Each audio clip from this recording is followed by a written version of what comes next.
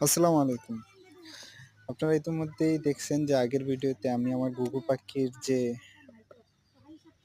আমার হাতে আছে সেটা একটা ভিডিও দিছি। আমার এই ঘুঘু পাখি হাতে পাওয়ার পরে আমি ঘুঘু পাখির একটা পেজে পোস্ট করছিলাম। ওরাও তো জানে না।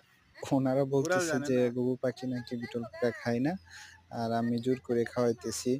কিন্তু এখানে আপনারা দেখেন আমি আসলে জোর করে খাওয়াইতেছি না। এটা আসলে ওদের প্রিয় একটা খাবারই। তবে হয়তোবা ওনাদের কাছে বিটল না থাকার কারণে আর না খাওয়ানোর কারণে হয়তোবা ওনারা গরু পাখি খায় না আরকি। কিন্তু আমার কাছে ছিল আমি দিছি।